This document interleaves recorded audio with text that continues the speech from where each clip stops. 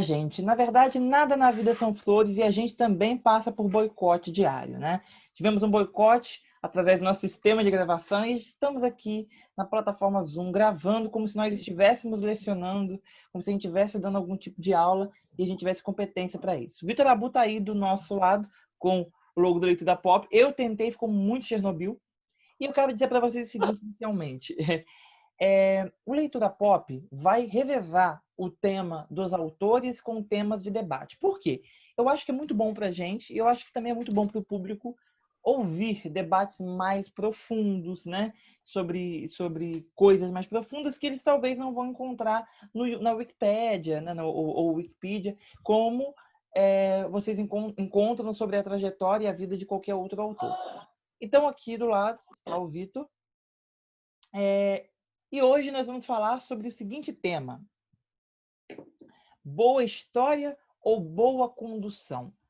Para você, público de casa, você tem a possibilidade de falar aí no nosso chat o que é melhor para você, ter uma boa história ou ter uma boa condução. Também vamos deixar, a partir de agora, mais livre para a gente falar o que a gente lembra sobre as histórias, né? Não vamos ser obrigados a falar tantas sobre webs e tantas sobre novelas, enfim, porque às vezes você tem um número infinito de livros para citar, mas não tem de webs e tem um infinito número de filmes, né, e TV, enfim. Vitor, começando com você, já pode fazer sua reapresentação de sempre, mas já te deixo uma pergunta, cadê minha fichinha? Já te deixo uma pergunta imediata sobre isso. Para você, a pergunta clichê, que é justamente a que leva o nosso programa de hoje. É uma boa história ou uma boa condução? O que faz um sucesso? Oi, João, pessoal de casa. Então a gente tá diferente, né? Botei aqui o logo, pra mim, ele tá ao contrário. Não sei como tá pra vocês. A gente então Tá certo. segue aqui. E respondendo a sua pergunta, eu acho que né, antes, né, Oi? não adianta sempre com uma história sua. Mas acho, talvez. Conseguiu? Parece que deu um delay. Ficou meio cortado, mas pode Aqui tá continuar. tudo ok. Não deu para ouvir direito o que você tinha falado. Ah, tá. Não, tava falando que a história ela é muito importante, né? Mas eu acho a condução ela é mais porque se você tem uma fazendo uma condução ruim, né? Pode continuar. Ah, tá, não, você tá com a cara. Então, eu acho muito importante, né? A gente já viu, por exemplo, diversas obras que têm sinopses perfeitas, e aí ao longo cria barriga, o autor às vezes muda, traz os personagens, traz sua própria história. Isso é muito complicado. E também é ruim o contrário. Você tem uma história muito fraca, talvez gere esses problemas, mas também talvez você possa desenvolver ela muito bem, uma história muito simples, clichê. E eu acho, então, que o desenvolvimento ele é muito bom, porque a gente não vai só ler sinopse, a gente vai assistir, a gente vai acompanhar. Então, é importante que o conjunto, que o desenvolvimento seja importante. Um exemplo meu, eu adoro fazer autocrítica, que é Ponto Cego. Era uma história que, ao meu ver, era bem interessante, era do trabalho infantil, da exploração. Só que o desenvolvimento, por questões diversas, né, teve problema. Capengou, em certos momentos a turma se perdeu, a personagem não tinha empatia, não gerava empatia. Então, isso era problema de condução. A sinopse, pelo menos ao meu ver, era uma sinopse que trazia coisas bem interessantes, chamava atenção, mas a condução já tinha os seus problemas. Esses problemas podem ser problemas de barriga, podem ser problemas, às vezes o autor não prevê muito acontecimento e aí se esgota e aí sim pode ficar uma coisa enrolada, encheção de linguiça. Então, essas questões acho que são muito relevantes da gente tem que pensar. Eu acho também que é muito disso que você falou, né? Às vezes você tem uma boa história, mas você não consegue contar ela da maneira mais adequada. Eu acho que vai muito de evolução também, Vitor. Nem todo autor, obviamente, evolui num compasso rápido, né? Digamos assim. Eu falo por mim. Eu e o Vitor gravamos a entrevista que ele fez comigo em relação ao Eterno Enquanto Dure. E Eterno, para mim, sendo sincero para você, já está me irritando. Não que esteja ruim, mas já está me irritando porque o João que começou a escrever Eterno no ano passado, em julho do ano passado, já não é mais o que está hoje aqui em julho de 2020. Então, existem mudanças e a gente evolui numa capacidade absurda. Eu particularmente acho que depende muito, né, sobre essa situação da boa história e da boa condução. A gente, infelizmente, por conta de problemas de boas histórias, de investimento em boas histórias que não renderam o que deveriam render, nós tivemos um retrocesso histórico dramatúrgico que é muito difícil, muito perigoso, né? Eu sempre converso com os meninos que, fazendo uma análise temporal das produções dos anos 80 e dos anos 90 até, puxando e fazendo essa comparação. Tá falando que a minha internet tá instável, mas vamos Mas continuar. tá bom, tá legal. E fazendo uma comparação agora, com as produções 2000, 2010, você percebe que aquela imagem clássica da mocinha boazinha era uma coisa que a dramaturgia queria subverter, a telenovela ela queria subverter essa imagem da mocinha boazinha. Então você tinha, por exemplo, nos anos 80, a protagonista de Água Viva, que era vivida pela Beth Faria, que era a Lígia, que era uma anti-heroína. E que ela abria a mão do amor da vida dela, não porque um vilão fez todas aquelas maldades e por isso ela abriu mão. Ela abriu mão porque ela quis se casar com um irmão rico, que ela não amava, mas que garantiria para ela outras coisas. Você tem Pecado Capital, que é uma produção que tem um protagonista anti-herói também. Então, tem essas questões todas, né, de mudança de aplicabilidade.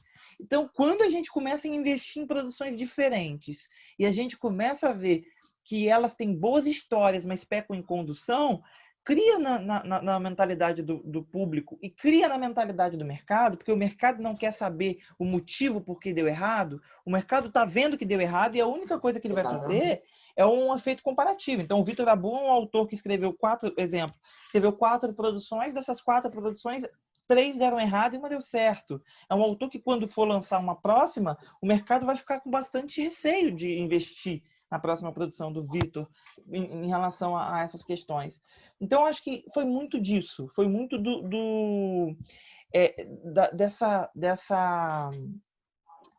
dessa análise, sabe? Que fez com que a gente retrocedesse. E aí é que eu cito, por exemplo, a novela Totalmente Demais. Como eu disse, a gente vai deixar mais aberto para a gente citar livro, novela, numa ordem mais aleatória. E aí eu cito a novela Totalmente Demais porque Totalmente Demais refez a Gata Borralheira, né? E agora há pouco tempo também, Dias Melhores também bebeu muito do clássico para poder apresentar uma trama, até porque os livros, a gente sabe disso, o Vitor é mais ligado até do que eu, os livros eles são muito mais concisos para poder nos dizer o que eles querem falar, a história que eles querem contar, até por conta do tamanho deles. E eu acho que isso tem que ser aplicado para as telenovelas e para os filmes e para todos. Acho que a gente tem que parar com esse negócio de porque eu tenho 150 capítulos para escrever, eu vou criar uma história muito mirabolante. Ou porque eu tenho uma série de 40 episódios, porque são 4 temporadas, eu vou criar uma coisa muito mirabolante. Sabe? Eu acho que a gente precisa enfrentar isso. Então você tem Totalmente Demais, que é uma trama que refaz a Gata Borralheira, muito bem feito, um arroz com feijão muito bem feito. E aí ela vai lá e marca 27 pontos de média no momento em que a Globo não conseguia isso e marca 29. Eu tenho certeza que eu tenho certeza que ela vai terminar com 30 de média, que desde Cheios de Charme nós não tivemos. Entendeu? Então, assim, eu acho que essa conjuntura levou a gente a acreditar que é melhor a boa condução, apesar de ser, sim, muito melhor, mas acho que levou a gente a acreditar que, assim, boa condução não pode ser aliada à boa história. Eu acho que isso também é uma mentira, né? Nós tivemos filmes muito maravilhosos. Tem um filme muito maravilhoso que eu infelizmente não estou lembrando, mas eu vou passar para você a palavra, Vitor. Você fala o que você acha sobre essa questão toda. E aí, enquanto você vai falando, eu vou pesquisar, porque eu esqueci o nome do filme, alguma coisa de lixo. A Esperança Vem do Lixo. Alguma coisa assim, A Esperança Vem do Lixo. E aí, esse filme, eu acho que era com Wagner Moura, não sei. Era um filme com uma história maravilhosa, uma condução mais maravilhosa ainda, era tudo muito bem feito, tudo muito bem organizado. E assim, e deu certo. E você tem a Avenida Brasil, que imprime a realidade da ascensão da nova classe C, com histórias incríveis, né? Enfim, uma produção muito maravilhosa. Acho que o Vitor travou ali.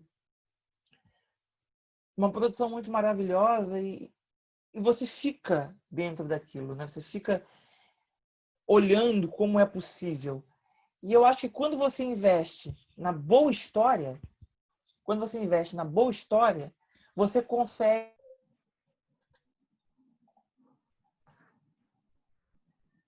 Continua gravando, Vitor? Continua, né? Agora voltou, mas eu acho que aquela partezinha travou. Não, porque aqui pra mim ainda tá falando assim, stop ou pause. Então continua. Então, tá aqui, tá gravando. Então tá. Então, continuando, eu gostei muito dessa produção, eu gostei muito desse filme. E a gente tem Central do Brasil, e como eu estava falando, a gente tem Avenida Brasil. Então, assim, na minha visão, quando você tem uma boa história, com algum diferencial e uma boa condução, é o ideal.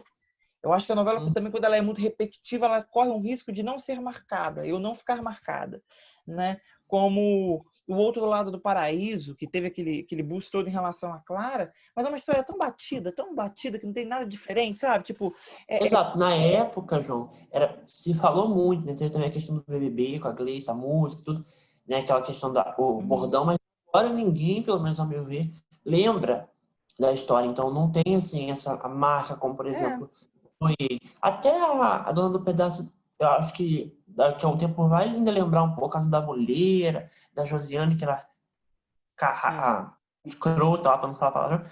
E agora, acho que ainda gera alguma coisa agora, diferente de Outro Lado.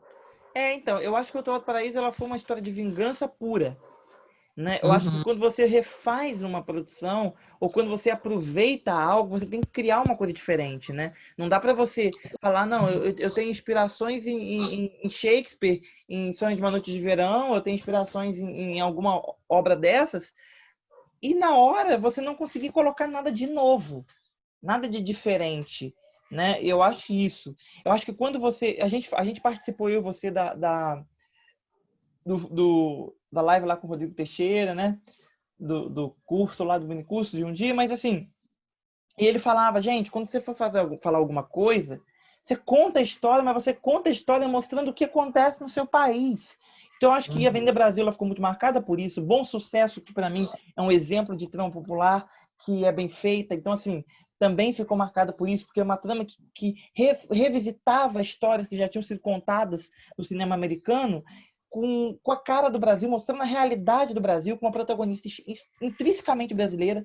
Então, assim, essas coisas realmente são muito positivas. E até, João, eu também vejo isso um pouco nas tramas da Nuke e da Thelma, né? E a gente fala um pouco dessa coisa da globalização e tudo. E essas histórias, apesar de às vezes elas focarem no certo público, por exemplo, Cordel era uma trama do Nordeste, tinha também a questão, né, medieval não, mas de reis, enfim. E era super brasileira, mas tem uma narrativa ali que consegue envolver pessoas de fora, então o mercado poderia se interessar. A própria Joia Rara, depois que ganhou o Emmy, Órfãos da Terra, que também a gente espera, eu espero que ganhe. Acho que essas tramas trazem boas histórias, mas, por exemplo, analisando Órfãos, a gente vai ver que a condução já deixa alguns buracos, né? Alguns problemas. Então, a questão da barriga, a questão de às vezes a história não decolar, o protagonista em certo momento já não dava conta, né? Mas óbvio que assim, a gente tem que pensar, a gente fica falando isso e as pessoas devem, mas é difícil e tal. Eu acho assim, você criar uma história, tocar, não só criar, mas você conduzir ela durante tantos títulos, antigamente até 200, sem, assim, sem erros, é algo muito difícil. Às vezes acontece uma coisa ou outra. Isso traz história, traz personagem, por exemplo, traz de serviço, como foi o caso de Outro Lado do Paraíso. É a melhor coisa, mas pelo menos foi ok. Agora não dá também de 50, né? Como as pessoas falam para totalmente demais. E também questões de serviço, tem questões que não estão ali mais coerentes, de acordo com a sociedade e com os tempos. Outro exemplo de história, né? Que são sobre boas histórias, e até essa questão da inovação, acho que tem tudo a ver com boa história e condução, é Além do Horizonte e Deus Salve o Rei. Duas histórias que eu achei assim que na época nada a ver para Horário das Sete. E realmente acho que o público do Horário das Sete não comprou, porque não tinha nada a ver. O Horário das Sete sempre é, ou quase sempre é, comédia romântica, colocaram uma história medieval, que não tinha nada de comédia romântica, né? O romance até tinha, assim, mas a comédia, em certo momento que colocaram, e começaram a enfiar ator para poder ver se, né, a Mônica Fradi, que acho que entrou com uma personagem que também era no núcleo da Tatá, ou seja, para trazer aqueles elementos que o público daquele horário quer. E, além do Horizonte, eu nem lembro se eles mudaram alguma coisa, porque realmente eu não lembro de ter assistido muito, eu vi que era bem, assim, estranha, mas era, assim, são ousadias. Eu acho que seriam ousadias como séries. Seriam muito interessantes, né? Óbvio. Reduzindo, eu só pega o principal da uma série, uma minissérie, não sei. Muito boa. E a gente vê a produção, que era linda, aquelas imagens, as roupas, era tudo lindo. O problema é essa coisa. A boa história é a boa condução. Eu acho que Deus sabe, até a história já não tinha muita liga. Ela não tinha tanta história. Então a gente já sabia que era meio assim. Até que ponto, até que capítulo essa premissa vai? Né? Não tinha sido divulgado, era algo que não ia vingar tanto. Tinha alguma coisinha lá dos reinos, mas que aquilo ali não dava para tantos capítulos como é a novela. Então isso eu acho que é a grande questão. E no MV a gente vê muito disso também, às vezes os autores recorrendo a barrigas, recorrendo a outros artifícios, que às vezes, por exemplo, você está escrevendo uma obra aberta e não está dando... E ao invés de cancelei, fracassei, às vezes a gente tem que fazer isso, tem que dar o seu pulo, tem que tirar a carta da manga, às vezes tem que botar uma coisa estranha. Mas evite, né, eu acho. Tente trazer uma carta na manga que seja coerente com a sua história, com o seu público, com o seu gênero e com a sua proposta. Eu sempre falo muito sobre proposta. Se você se propõe, que eu já, vou fazer uma trama assim, aí faz outra. Vou fazer uma trama humanista, aí faz um pastelão lá, não dá. Não, com certeza. Eu concordo plenamente. Era justamente o que eu ia falar, né? Você não pode trair a essência. E às vezes você propõe algo que você não pode cumprir. Então eu acho que é muito do autor também entender o que ele está propondo. Eu falo por mim, por exemplo. Eu propus escrever uma trama sobre tráfico de órgãos, né? No momento em que eu não entendia sobre tráfico de órgãos. Né, em que por mais que eu tenha estudado sobre tráfico de órgãos, eu não sabia sobre a narrativa. Então, como contar a história, envolver o tráfico de órgãos? Então, todas essas questões, naquele momento, para mim, eram complicadas, né, para serem discutidas. Né? Tráfico de órgãos é um tema que eu vou falar futuramente, agora, num outro momento, obviamente, com um estudo maior, com toda uma outra questão. Eu acho que também, Vitor, tem uma outra coisa. Os autores, muitos autores também ficam com aquela questão de escrever uma coisa atrás da outra. E aí daí você tira que não dá tempo. Quando você escreve algo bem feito, você sabe que não dá, gente. Não é questão de falar que cada um tem seu ritmo. O Vitor me conhece, o Eve, todos sabem que eu tenho um ritmo aceleradíssimo. E ainda assim não dá para escrever 5 produções num ano. Não tem como. E né? outra... E assim, eu acho que você não pode trair o gênero, porque é o caso, por exemplo, vou citar mais uma vez essa produção, porque obviamente a gente está aqui para poder falar, né, sobre as produções que deram certo, que não deram certo, mas a própria Debaixo dos Panos, nesse quesito. Por quê? Na minha crítica, eu disse... Peraí, gente, deixa eu acender a luz aqui, porque não vai psiquelar... Eita, psiquelar é ótimo. Psiquelar muito a minha cara. Em Debaixo dos Panos, por exemplo, eu disse que, na minha crítica final à novela, que o Renan conseguiu recuperar a audiência, né? Conseguiu recuperar, mesmo que em partes, a audiência, porque a novela terminou da mesma forma, né? Com uma audiência um pouco mais regular, pelo menos. E só que a proposta do Renan era uma novela que se sustentava da criatividade. Então, era uma trama que não podia ter um capítulo sem muita criatividade. Peraí, que eu acho que deu uma travada, gente. Já agora fez, né? Era uma trama que não podia ficar... Tá normal aí, Vitor? Tá. Era uma trama que não podia ficar em nenhum momento sem criatividade, então ele tinha que ter uma criatividade que se renovasse, que tivesse... A todo momento ele precisava fazer uma piada, alguma coisa que fizesse sentido, uma sacada, eu ia falar uma sarrada, uma ironia e alguma coisa do tipo. Então ele sempre tinha que estar fazendo essas coisas. E a novela é uma obra aberta. A gente tem muitas coisas que acontecem na nossa vida que às vezes nos impede de fazer exatamente o que a gente gostaria de estar fazendo naquela produção. Então não tem como. Você está fazendo outras coisas da vida, você está trabalhando, você está estudando, você está fazendo outras coisas que não dá para você segurar na criatividade o tempo todo. Resultado é que no capítulo 4, a novela já estava completamente arrastada. Completamente arrastada. E aí ele precisou recorrer a outros artifícios, colocar o romance na... Como é que fala? O romance como pano de fundo disso tudo, para realmente conseguir recuperar a audiência, recuperar o público e fazer alguma coisa para aquilo mudar. E aí é exatamente o que ele conseguiu fazer. Então você precisa tomar muito cuidado, porque às vezes o João que está escrevendo Arroz com Feijão tem mais licença do que você que está escrevendo uma trama sobre tráfico de órgãos, ou você que está escrevendo uma trama que fale, que precise ter tiradas e ter ironias o tempo todo. Eu acho, não é muito importante essa sobre o tráfico, né? A questão da pesquisa. Uma boa condução, acho que quando a gente vai tratar de temas assim, a gente precisa pesquisar. Você não pode falar de uma história, de um tema, que você não tenha domínio. Óbvio que você não precisa ser doutor, especialista, PhD. Não, mas você pode fazer uma pesquisa de um dia, 2 dias, enfim, ver alguma coisa sobre um filme, um documentário, porque senão às vezes você pode cometer e colocar coisas erradas, ainda mais coisas de doença. Por exemplo, eu já tratei em novela a questão de doenças. Uma vez eu tratei uma doença rara, que era em Vozes do Além, que era uma doença de pele. Eu tive que ver, tive que ler artigos científicos de medicina. Então, assim, óbvio que tem autor que não quer e tal, mas se você for tratar alguma coisa, acho que é importante a pessoa pesquisar alguma coisa para que isso não seja também, né, algo errado, porque as pessoas vão ler, isso pode influenciar elas de alguma maneira. Acho que quase sempre quando a gente lê, a gente assiste alguma coisa, isso pode nos influenciar. E acho que é isso. Vai falar alguma coisa sobre debaixo dos panos, mas eu não lembro.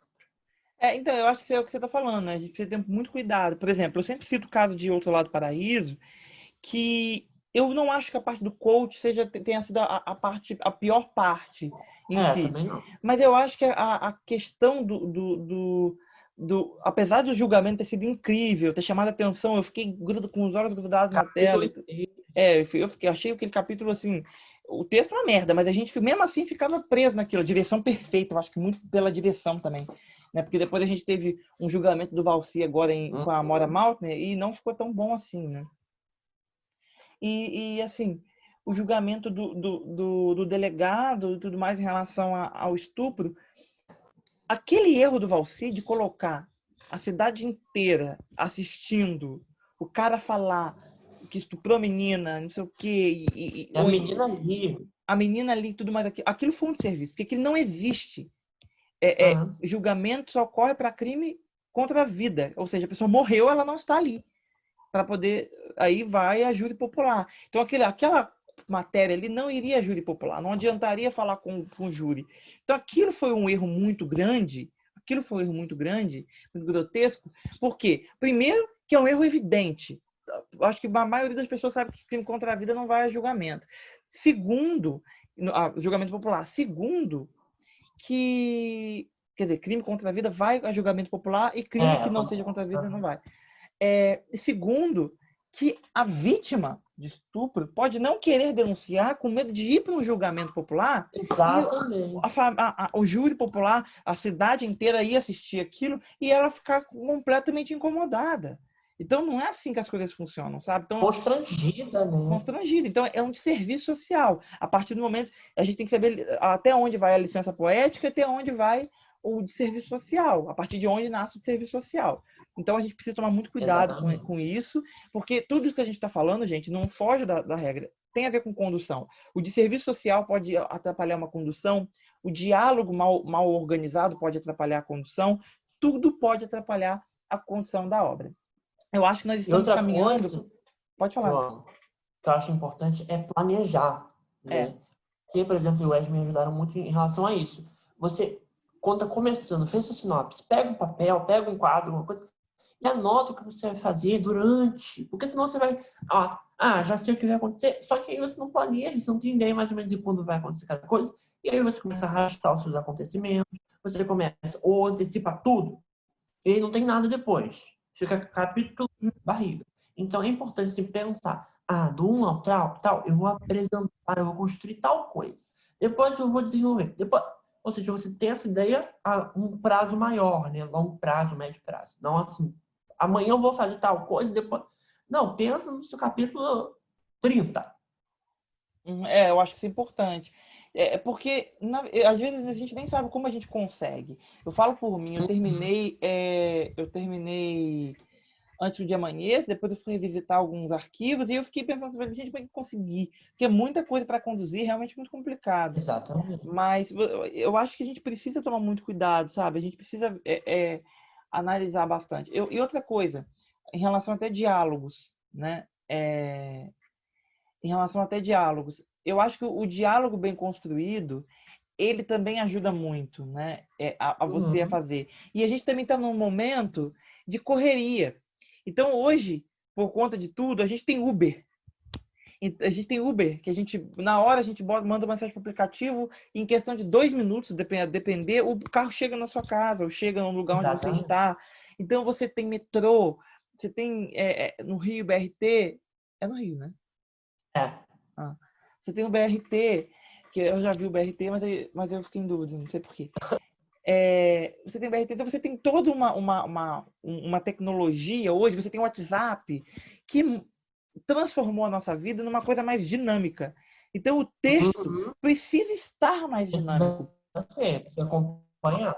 Exatamente, precisa Exatamente. acompanhar. Então, hoje, você não tem mais uma personagem que demora 3 dias para receber uma informação que seria enviada. Eu estava vendo a favorita, sempre cito, né? Estava vendo a favorita e era uma coisa muito engraçada, porque eles estavam tentando gravar o que a Flora estava falando para usar isso contra ela.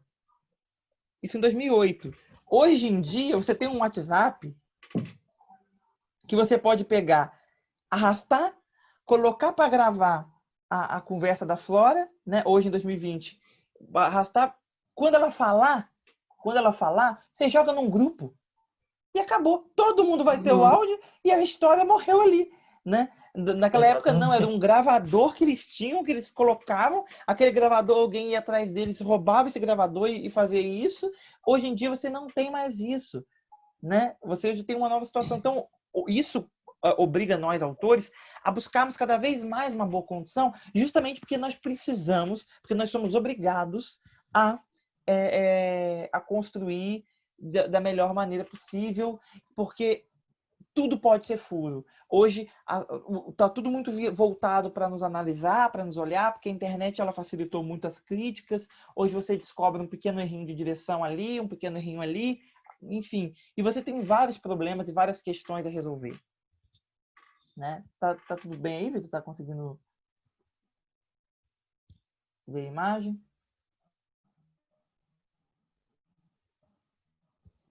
Para mim tá travada a imagem do Vitor. Eu, Tá me ouvindo?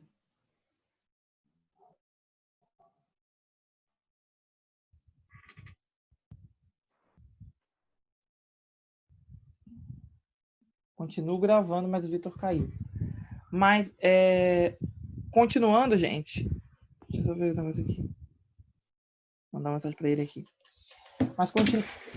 Mas continuando o que eu estava falando, então assim, você precisa buscar isso, buscar através de diversas coisas, né? Através do diálogo, através da referência. Eu, por exemplo, estava escrevendo uma trama e aí eu estava no momento que eu estava escrevendo a trama, eu estava lendo um livro que falava sobre mentes brilhantes e tudo mais.